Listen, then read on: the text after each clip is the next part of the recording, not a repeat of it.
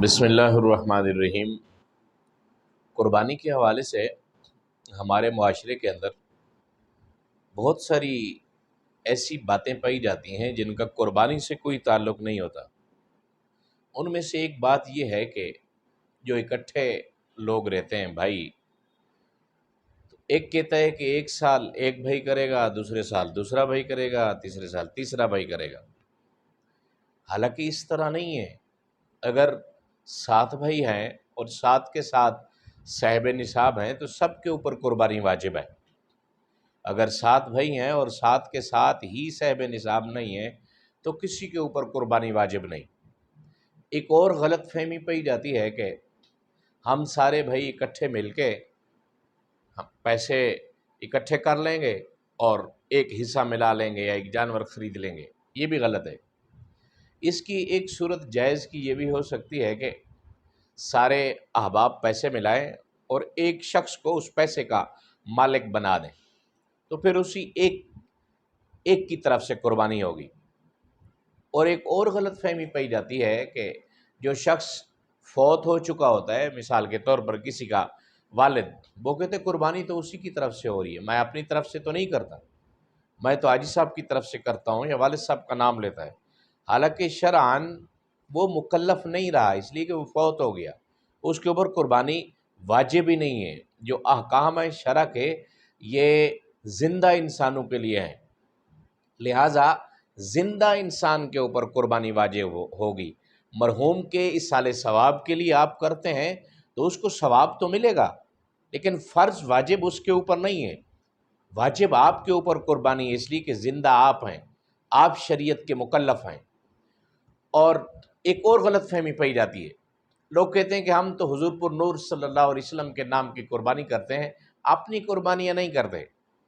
آقا دو عالم صلی اللہ علیہ وسلم کے نام کے اوپر سب کچھ قربان، لیکن آپ کے اوپر سرکار دو عالم صلی اللہ علیہ وسلم کی قربانی واجب نہیں ہے۔ اگر آپ اپنا واجب ادا نہیں کر رہے، آپ سرکار دو عالم صلی اللہ علیہ وسلم کے نام کی قربانی کر رہے ہیں، تو آپ عند الشرع غلط کر رہے ہیں۔ اس لیے کہ اگر اللہ تعالیٰ نے آپ کو دے رکھا ہے تو سب سے پہلے آپ کے اوپر قربانی واجب ہے۔ اس کے بعد پھر اللہ تعالیٰ نے آپ کو اتنی استطاعت دی کہ آپ کے پاس سب کچھ موجود ہے، تو آپ سرکار دو عالم صلی اللہ علیہ وسلم کے نام کی بھی قربانی کر سکتے ہیں۔ جو بطور اصالِ ثواب قربانی کی جاتی ہے، وہ ایک حصے کے اندر بہت سارے بندوں کو بھی اصالِ ثواب کیا جاتا ہے کہ ایک حصہ میرے تمام رشتہ دار، اعزاء، اقرباء، تمام عالم اسلام کے مسلمانوں کے لیے ایک حصہ ملایا جا سکتا ہے۔ یہ نہیں کہ ایک ایک فرد، والدہ مرحومہ ہے اس کے لیے الگ حصہ، والد مرحوم ہے اس کے لیے الگ حصہ، اور اس طرح بہت سارے رشتہ داروں کے لیے اہل بیت اطہار کے نام کے اوپر قربانی کی جاتی ہے، خلفائے راشدین کے نام کے اوپر قربانی کی جاتی ہے۔ آپ ضرور کریں، لیکن سب سے پہلے آپ اپنی قربانی کریں۔ اس کے بعد جب گوشت بانٹنے کی باری آتی ہے تو مستحب طریقہ کار یہ ہے کہ گوشت کے 3 حصے بنائے جائیں، ایک اپنے لیے، ایک اپنے دوست احباب رشتہ داروں کے لیے، اور ایک فقراء کے لیے۔ فقراء ہم ان لوگوں کو سمجھتے ہیں اپنے معاشرے میں جو شاپر لے کے سارا محلہ پھر رہے ہوتے ہیں، وہ بہت سارا گوشت اکٹھا کرتے ہیں اور بیچتے بھی ہیں وہ گوشت۔ فقراء عند الشرع وہ ہیں جو صاحب نصاب نہیں ہیں، جنہوں نے قربانی نہیں کی، وہ سفید پوش بندے ہیں۔ آپ ان کے لیے ایک اچھا سا پیکج بنا کے ان کے گھروں میں دے کے آئیں، عزت نفس بھی ان کی برقرار رہے اور ان تک گوشت بھی پہنچ جائے۔ اور کھال سب سے زیادہ مستحق آپ کے رشتہ دار ہیں۔ اگر رشتہ داروں میں آپ کا کوئی مستحق ہے تو آپ کھال اپنے رشتہ داروں کو دیں، ورنہ مدارس سب سے زیادہ مستحق ہیں۔ مدارس اسلام کے قلعے ہیں، مدارس ہیں، علماء پیدا ہو رہے ہیں، تو سب سے زیادہ ترجیح مدرسے کو دیں۔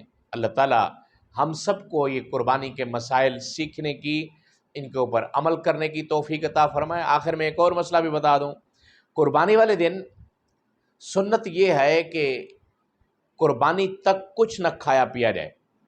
اس عمل کو لوگ روزہ کہتے ہیں۔ ہم گاؤں کے لوگ ہیں، جب قربانی کا گوشت بن رہا ہوتا ہے، کسی کو چائے پلاؤ بھائی، یہ چائے پی لو، تو وہ کہتے ہیں میرا روزہ ہے جی، میں قربانی کے گوشت کے ساتھ روزہ کھولوں گا۔ حالانکہ ان دنوں کے متعلق صریح حدیث موجود ہے، لا تصوموا فی ہذہ الایام، ان دنوں میں روزے نہیں رکھنے، اس عمل کو روزہ کہنا بھی نہیں ہے۔ سنت طریقہ کار ہے کہ آپ صبح اٹھیں، نماز پڑھیں، نماز پڑھنے کے بعد عید نماز پڑھیں، عید نماز پڑھنے کے بعد قربانی کریں، قربانی کرنے کے بعد اس قربانی والے گوشت سے آپ ناشتہ کر لیں، یہ سنت ہے۔ اگر کسی کو بھوک زیادہ لگتی ہے، کوئی شوگر کا مریض ہے یا ویسے کسی کو بھوک لگتی ہے، اگر وہ ناشتہ کر بھی لیتا ہے تو کوئی گناہ نہیں ہے۔ اللہ تعالی ہم سب کو عمل کی توفیق عطا فرمائے، ہماری قربانیوں کو جناب ابراہیم علیہ السلام کی قربانی کے وسیلہ جلیلہ سے اور حضور پر نور صلی اللہ علیہ وسلم کی قربانی کے وسیلہ جلیلہ سے منظور اور مقبول فرمائے۔ وآخر دعوانا ان الحمد للہ رب العالمین۔